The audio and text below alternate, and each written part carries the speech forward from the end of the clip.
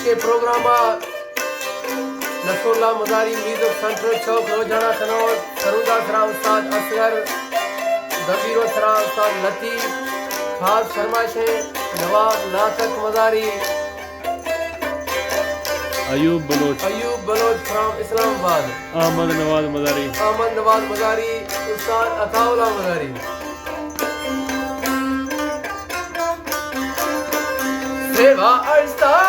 सेवा अर्स्ताद